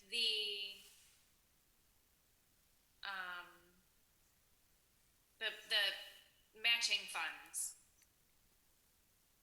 if it's voted on and that's the percentage in place, that's what the state is promising us. yes. I'm looking Okay. out, yep, that's what it would be. If we back up to the timeline too, another important to note is, you see the bid awards are not till 2021 and construction wouldn't start till 2022. So therefore, we would not be borrowing any money until then. So we would, and since we're not doing construction, we would not be looking for any state aid then. So even with COVID going on now and taking care of buying all the PPE and everything, I would fully hope and expect COVID to be over by then. If not, I'm sure there's a lot of other things we're going to be focusing on. And so even with a positive vote, this would probably be on hold because of the finances, because of the world, because of construction, the capability of that. But we would still be ready to go when we're able. But I'm going to knock on wood and cross my fingers and, do whatever else I have to do. But I would definitely hope by 2022, COVID would be over and we'd be looking at different financial times and everything. Can I just interrupt and just go back to what Michelle said? I know a lot of people ask out, I just asked what she asked in another way. So if the public votes yes on this project, and all of a sudden, that aid that we're counting on, that percentage from the state, there's zero, that does not mean that we as the taxpayers in our community would be responsible for that part, because they voted on it including it. Is that correct? That's where if we were losing that, we would stop the project. We wouldn't do the construction. We can vote yes with the assumption of that money, and if that money disappears, people can feel confident that we're not passing that burden off to our community. The project does not go forward because we did not get that much aid. Right. And the important thing to note is how the state runs this financing is when they pass the rules for financing, the regulations for financing the aid, they're passing it for projects done during this time frame. And we're in that time window, so this is the aid ratio we're going to get. The aid ratio is dependent on when the vote takes place, not when construction is done. And so that's why it's important to do. I think people would be worried that something will change and then our community will be. So I think it gives people a lot of comfort to hear that and also to hear, what would happen, so. Yep. Not to go back to the other subject, I know you're going to, but if we had such a fantastic response by sending out mail-in ballots to everyone, and it's the best we've ever had, why would we change that? And are we prepared to take 13,000 possible phone calls or emails requesting, then handwriting all these ballots to send them out so people can send them back? I'm not sure which is more efficient, to send out a massive mailing. We actually got of the legal, 13,000. we actually reached out to our lawyers and got the legal opinion on it, because I would have loved to send out the 13,000. We can't. We have to follow the laws for voting, and that is where we have to have them call in. Are we prepared to take 13,000 phone calls of asking where it is? Absolutely not. I don't believe we'll get 13,000, but we will be prepared to get out all the people that request absentee ballots. We are prepared to get out as many as those that call in. Is there a deadline for them to call in by? There is, and that's where, do you know what that is, Cindy? 7 days before the vote. There's guidelines, and then we'll have those all posted up. It's the same guidelines as a regular vote. We believe it's 7 days before, but don't quote us on that right now. We'll have that information online and going out. And then we'll do Connect Ed, the voice messages to make sure people are aware of that. Yeah, that is all spelled out In the newsletter? in the newsletter that will be Okay, getting so to we'll get to later. that in a minute. Additional information sources. So this is where we're going to have a video. So if people, they hear this, they want to hear a different take of it. We had students, teachers, administrators. Sharon did a great job from what I heard on this. Our athletic director, coaches, teachers. So we'll have that out so people can watch it, share it, pass it along. The capital project overview fact sheet, so we could look at that right now. This was sent to the board, and we've been updating it all day. So I kind of hold it up close to the screen so the board members on Zoom can see it. We've gotten different feedbacks. We've modified it. And this is the fact sheet that we're going to have that we can, put 50 of them in this location, that location, the public library, different stores, establishments where people are going, have them at the buildings. The other piece that you got that is 4 pages is the newsletter. And if you read through the newsletter, it has voter information right here on it, which talks about the absentee ballots, voter qualifications. It says, call the district's office by 5 p.m. on when they received. Complete the application must be received by the district clerk at least 7 days before the vote, if it's mailed in. It has the informational resources, frequently asked questions, has a nice summary overview on it, has the important dates, the focus of the project, has basically all the slides we went through in it. So if you would rather read it than to listen to me, it has the financing picture on it, and then the question and answer with that too. And all the board members should have received the latest update in your email tonight. We're planning on sending this to the printers.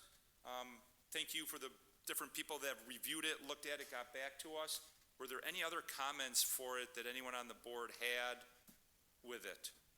I just have one quick comment. The one that we got that says final does not look like that. Is that just because I'm seeing it just in where it says Iroquois in the blue section? Yeah, for some reason, it seems, because we've got a comment from a few different board members here for the Iroquois. It shows it much darker.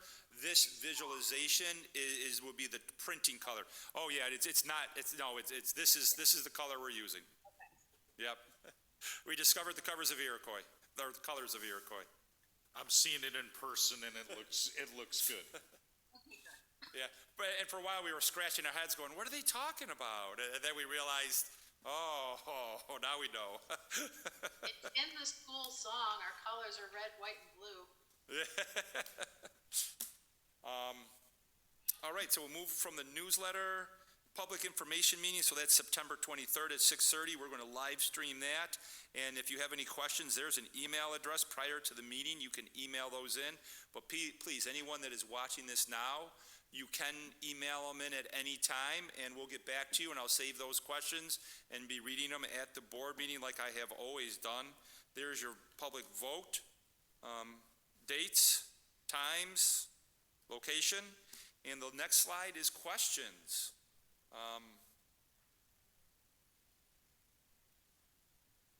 Capital Project newsletter, this will be posted on our website, and there's John, our business administrator, and my direct email addresses to contact us. So does anyone have any questions? Campus, anything? John, Nick, John? I had just a couple brief. Yeah, just make sure your mic is still on. Take this off? Yeah, okay. Okay. A couple things, just on the video itself, you're going to be getting the copy of the video by end of day Monday. Okay. And if you can get any changes back by Wednesday. I'm just laughing. How could I change how I look? Yeah, well, it's a whole other story. Sorry, it's an old joke, but it's a good one. But if there's any tweaks or any notes that you have, please send them back by Wednesday, perhaps Thursday, but that's about latest. Okay. And then the video, the final video will be to you that following Wednesday, by following Wednesday, which is the 9th. Beautiful, beautiful. Okay. And board, we'll send this video out for you to review too, in case you have any points, since you've been so involved in the project. But please remember, It's not the final cut. Please don't share it. So Sharon, don't go show your whole family, this is how you look. Did a great job. So, put the messages right back to myself or Cindy, and then we'll get those out to, Regina was the name of the director with it, and she did a fabulous job here. So please pass that along to her. So thank you for hooking us up, campus, with that production agency. And one other thing too, everything that is being put together is kind of tied in, and you'll notice that all the components to the newsletter and to the fact sheet and even on the video are going to be the same, so the same information goes out. If you're going to make any changes to, let's say, the PowerPoint that you just put together, Call Tracy. make sure that Tracy puts them together so that we end up changing everything with all the other pieces Right. too. If that's going to happen, I don't think at this I point. think from the board seeing this and from us looking at it and with this presentation and having it public and knowing this is going to be posted and, we send the newsletter to the printer and the fact sheet, getting those printed already. Once they're printed and distributed, I'm really not looking to make a lot of changes. Clarifications, maybe we'll add something to an FAQ from questions coming in, but that's where we would be making those changes just to clarify the questions that are coming, because people do have good questions we might not have thought about. And that's the last thing I wanted to bring up, the FAQs, the frequently asked questions that are on the newsletter. There are a number of them there. There are other ones that we do have, but we can't put them on the newsletter because there's not Right. enough room. So those, the complete list, and then any other ones that come up will be updated on the website. The website will be pretty much the clearinghouse of everything. Yep. So just like we have the website for the reopening plan, we're going to have a website for the capital project with a direct link right off our homepage, so everyone can get to that really quickly with one click. I was just wondering, just a thought, if on the newsletter that we send out, if there could be a tear-off section on there where somebody could just open the newsletter and they could fill out, check off, I want a mail-in ballot, and then put their name, address, or whatever on there, and then just tear it off and be able to throw it in the mailbox. That would make it, I think it would be more efficient overall than trying to take phone calls and hoping you understand what people are saying. And what do you think about that idea? I like the idea, but unfortunately, the newsletter being 4 pages and the information we have on it, there'd be a substantial amount of information we'd be taking off to have that tear off. And people typically in this area, anytime they've called in, have been very successful at obtaining the absentee ballot. We'll keep that definitely idea in mind for our future, but in doing the newsletter, in order to add a page, you actually have to add 4 pages to it. And I think that would be quite an undertaking at this point. Okay, and just a thought, where are we at possibly putting maybe a contest together and maybe getting a donor to get an award for somebody coming up with an app for the Iroquois website, and this way you have it right on your phone, you could just click on it and click a little box that said, send me a mail-in ballot. That's where we've talked about before about developing an app, and with the reopening going on, the capital project, and the strategic plan. Our plate's a little full right now of taking on another big endeavor like that. I know technology has talked about that, and we definitely want to get that, but we will have, that information on our website and they can email it right in, so there'd be a link right to Mrs. Sadowski that they can click on it, and her email would pop up, and they just have to type in absentee ballot, and we would have their email, and if there's anything we're lacking, she can contact them directly right through responding to that email. Okay, when is the beginning date for that anyway? We're gonna put the link up there to request a mail-in ballot. Do you know what, for the absent? Yeah, so it'll be getting up there as we post this, so we'll be getting that up within this week. Great, okay, thank you. You know what? I think you can actually even go on the website now and just type in absentee ballot. I did this a couple days ago, and it'll come up and just say email Cindy Sadowski. So, I mean, people can request it at any time. Oh.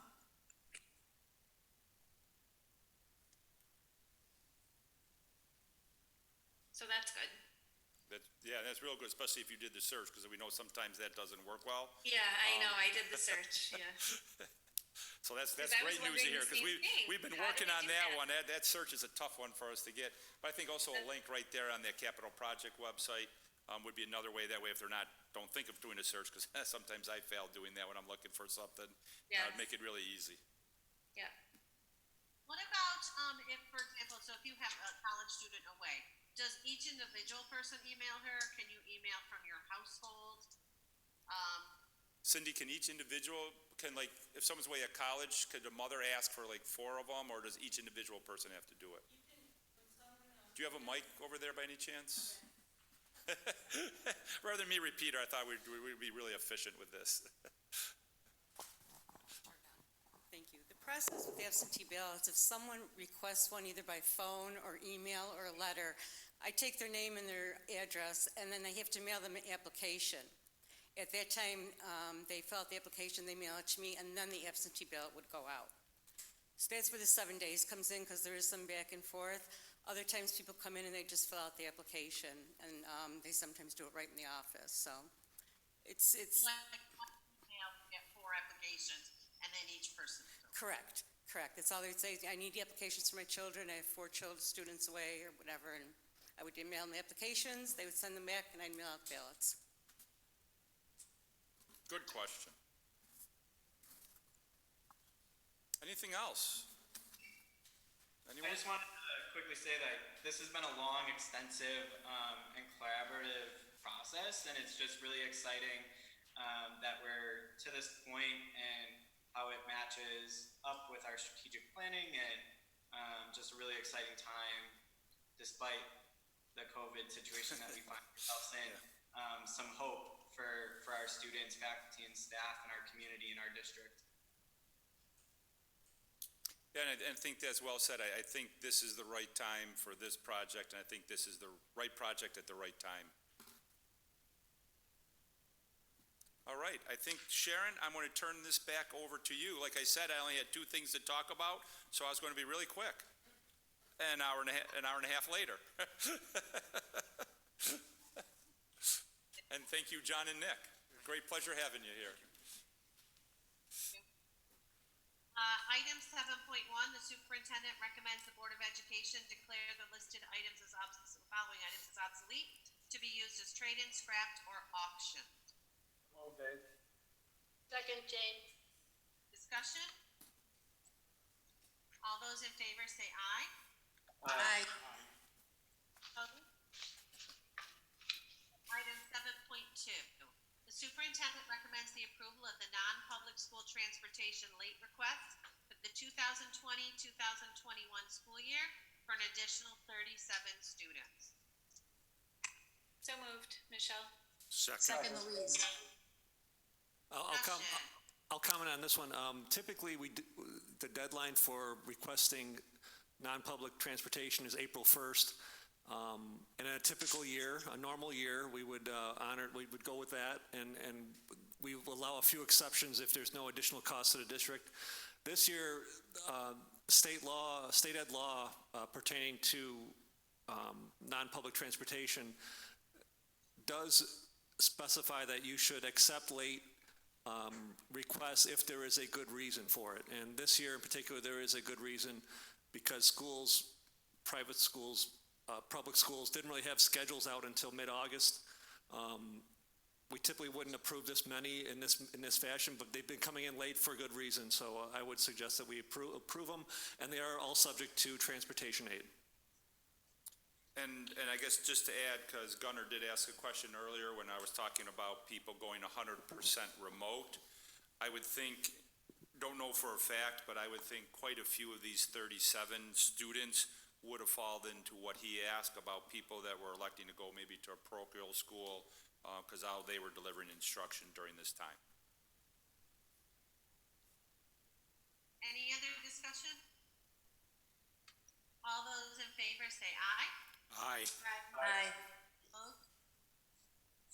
Item 7.3, the superintendent recommends the adoption of the revised code of conduct for the 2020-2021 school year. So moved, Chuck. Second, Louise. Discussion. Just thank you to the people on the committee who helped review the document. I don't have it in front of me, and I'm guessing, Michelle, you were on that? Yep. Jane, were you on that too? No? Not this time, Not this time, okay. year before. Gunner helped though, too. Gunner, okay, I knew I was missing somebody. Yep. Yeah, I sent in a long list. Yeah. And that was the list I referred to that I passed along. And the students that were involved, it's pretty great that we are including them because it affects them, and They have good insight for how they think about things when they're reading for it. sure, yeah. All those in favor, say aye. Aye. Opposed? Okay, item 7.4, the approval of the following 2020-2021 Board of Education goals. Goal number 1, to support the the superintendent in his accountability implementing and achieving the district goals. Goal number 2, to actively engage our families, community members, and school staff in striving for the Sorry. I need to mute Michelle. No. In his accountability of implementing and achieving, now you made me lose my place. Goal number 2, actively engage our families, community members, and school staff in striving for the continuous improvement of the district. And goal number 3, to strive to be a highly effective, functioning, something just fell over. Cooperative school board. This is going on the bloopers reel. So moved, Chuck. Second, Jane. Second, Louise, okay. Any discussion? I would like to just say, because this was actually really good that we have these goals today. When we were having the meeting with the faculty, when Michelle was speaking, she was referring back to how what we were doing was really meeting these goals and working towards fulfilling these goals. So I think these are good to have as kind of guiding things for us as we move through the school year, no matter what comes. All those in favor say aye. Aye. Opposed? Okay, it's time for board discussion. We really did already, I'm going to switch the order. We already really did talk a lot about the Board of Education roundtable that we held today with the faculty and staff. We do have the one scheduled Monday for our CSEA and support staff in the building, so we will look forward to that and hearing questions and concerns that they may have. I don't know if anybody other board members wanted to comment on the roundtable. It was amazing to hear looking back at it, and after hearing some discussion, it really is nice, like the administrators kind of created this overview, and now teachers are kind of able to slide in and say, this is what's best for my grade level, and this is what's best for my grade level, because they're actually in the classroom. And I just think it's nice that that foundation and I don't know, network was created so that then within that, the teachers can really make some specific changes and deliver the best in this situation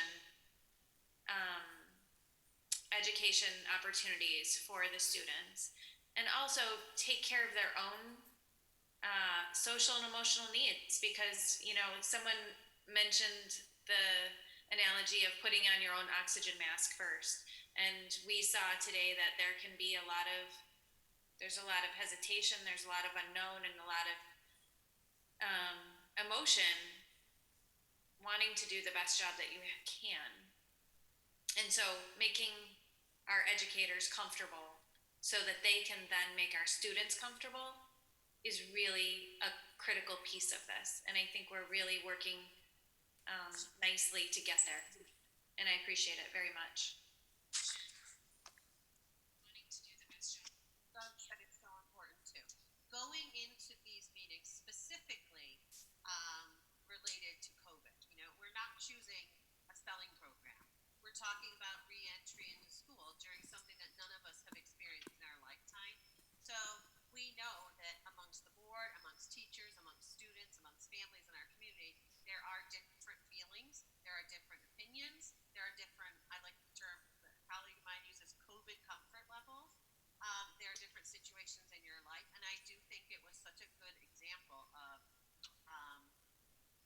bringing those multiple perspectives together and listening in a respectful way and then moving forward.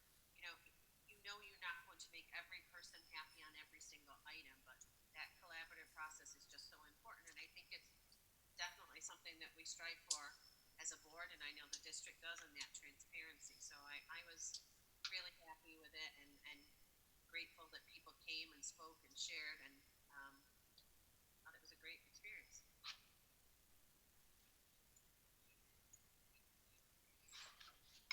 And thank you to the board for giving of your time to listen. I think that's a great leadership role that you demonstrated of that unselfish giving back. So thank you. The other item that we had on our board discussion was the idea, Michelle, this was really Michelle, that as we get ready for that reentry, possibly in our ambassador roles, that we could, when you see a plan on paper, when you hear people talking about it, it's very different. When I did the interview with, for the capital project video, I was at Marilla Primary, and Doug was there, and he said, come on, let me show you a classroom. And hearing about a classroom and seeing it and walking around in a classroom was a very different experience. And I looked around, I was like, yeah, this looks great. I think Michelle had made the suggestion that possibly if people could fit that into their schedules, visiting the buildings in their ambassador role, if that's possible, and put that out there for people to kind of give their input on that.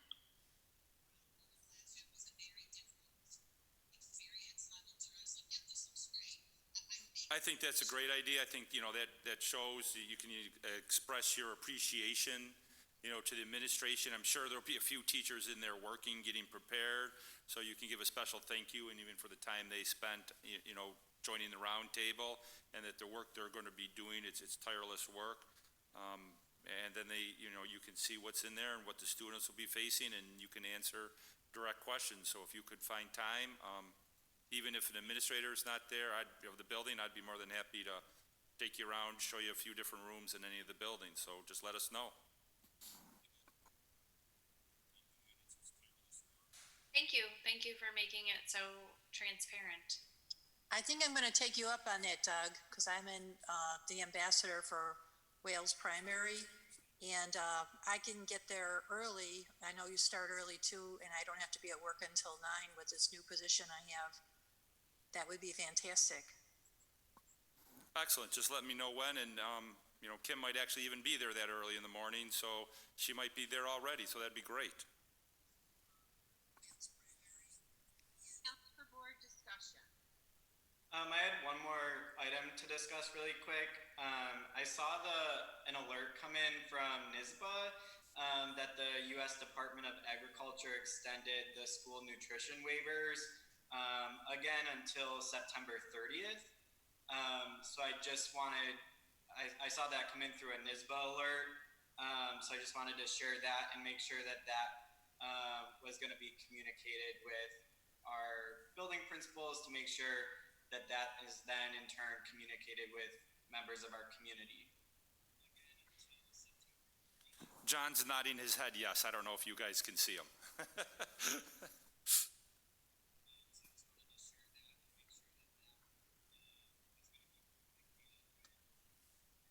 Anything else? All right. Moving on to news worth sharing.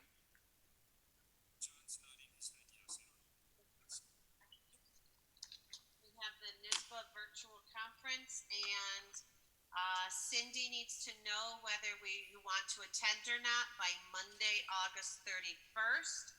The convention is held virtually on October 20th, 21st, 22nd, and 27th, 28th, and 29th. I know that just reading, Dave, go ahead. Just reading about it, when you register, you get access to all of those virtual sessions. So there's a lot of topics that are really relevant to what's going on now in education. So Can you say the dates again, please?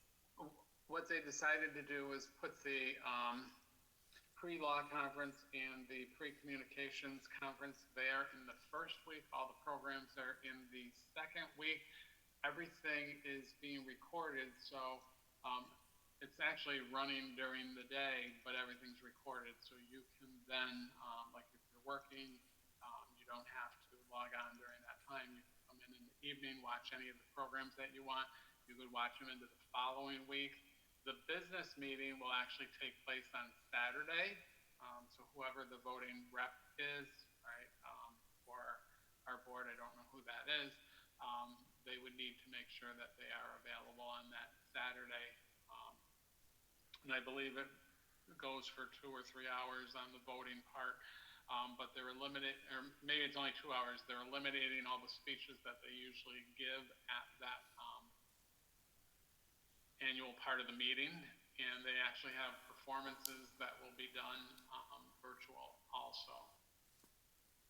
And I guess that's something we should really clarify so we can get the information to Nisba of who is going to be the voting rep.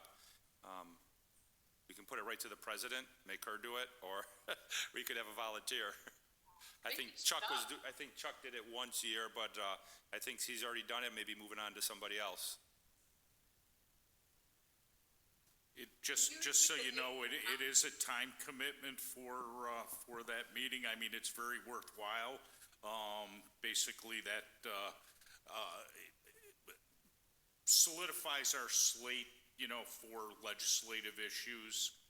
So there is a lot of discussion and some amendments to some of the propositions. So it's very interesting and worthwhile. I would recommend it.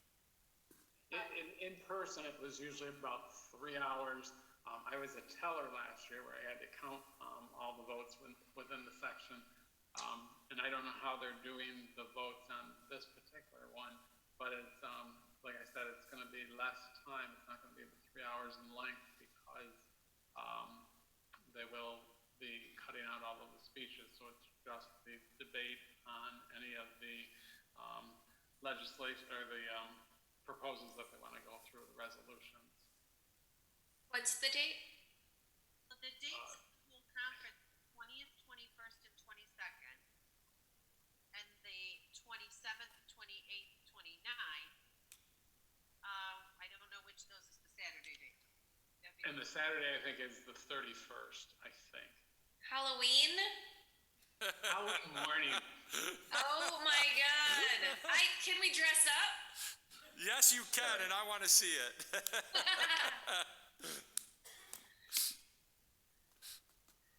I mean, does anybody want to do it? Who's the legislative representative for Erie County Association of School Boards? It seems like that would be a natural jump. I think it's me. Yeah, I think it is. I think you're correct. It's actually an interesting meeting to attend. Okay, I'll do it. And see the debate around states from different pockets. Don't you like how I just volunteered you for that, Michelle? Yeah, thanks, Jane. I'm gonna borrow your Snow White costume. I think you can put down on the card that you send into Nisba on the voting delegate, I think you can have an alternate. I know there were sometimes alternates. So you might be able to do that as well. They really didn't go into the detail other than Linda Hoffman talked about it at our executive board meeting. And she said that it was going to be the 1.5 to 2 hours on that Saturday. Okay. Gunnar, you want to be alternate? Yeah, I don't mind being alternate. Okay. Thank you. Thanks, Jane. No problem. Happy Halloween. Yeah. We can't hear I can't hear what you're saying. I don't know why. It's weird. Which person, me? Aaron. Oh, sorry. And on that, when it was alive in person, and people were voting, there was another section where people could come and sit in the audience and watch what was happening, but they were separate and we didn't count their votes or anything. So I don't know whether that will be available for people. But so if you did have that Saturday morning free and you weren't getting your costume ready for later in the evening, you could then go on and watch part of the debate and part of the process. It's gonna take me a while to get my costume ready.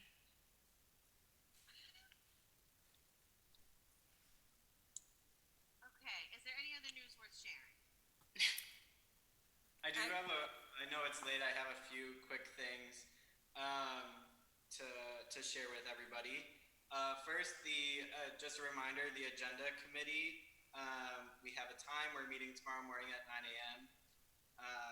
Virtually, so really excited to get started on that process. Second, Dave actually sent out through his capacity at Erie County Association of School Boards, I believe it was today, a memo about Section 6 naming various coaches for sportsmanship awards. And we actually had one of our Iroquois coaches on that list, so just wanted to congratulate Aaron Vanderlip, our head softball coach, for being named as a Section 6 Coaches Sportsmanship Award recipient for the 2019-2020 year. So congratulations to him. I believe they do, and Dave can correct me if I'm wrong, they do one coach per sport, it looked like. That I'm not sure. Okay. That's what it looked like, but congratulations to him. It's a really nice honor. Another thing I wanted to share was actually after our last meeting on August 12th, I believe, I reached out to Mrs. Walker, Darcy Walker, the principal at Alma, to meet with her and tour the building. So I'm glad that, Michelle, you brought that up for our ambassadors. And like Sharon said, it was really eye-opening to see the classroom renovations during this time of COVID, and just wanted to thank her for her time and meeting with me and taking me throughout the building as an ambassador for Alma Primary. Also had the opportunity to thank our custodial staff there for the tremendous work that they've been doing throughout the summer. So just thank you to Mrs. Walker for meeting with me and providing that tour of our classrooms at Alma. And then lastly, today's National Women's Equality Day, so I just wanted to take a moment to recognize and celebrate all of the amazing women from teachers, PTO, parents, administrators, faculty, and staff, and my colleagues on this board who continue to inspire the youth in our community and advocate for continued educational progress. So happy Women's Equality Day, all of you. And that's the news that I have to share. I'd like to get the newsletter to the printer tomorrow afternoon, so if anyone sees anything with any other changes, please let me know or call Doug right away. Thank you. And by call Doug, she means let her know, because I think I'm at a meeting at 9 o'clock tomorrow.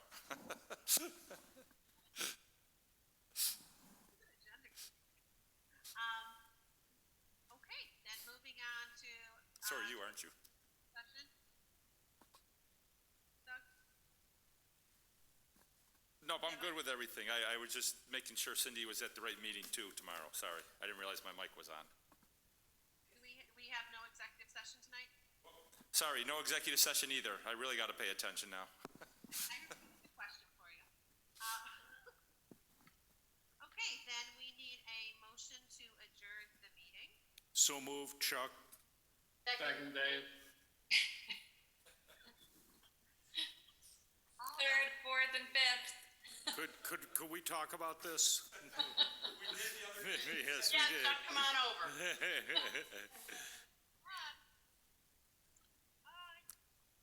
Bye-bye. Bye now, good night. Bye. We didn't vote. And thank you to everyone that is watching Bye. this. Aye. Bye. Aye.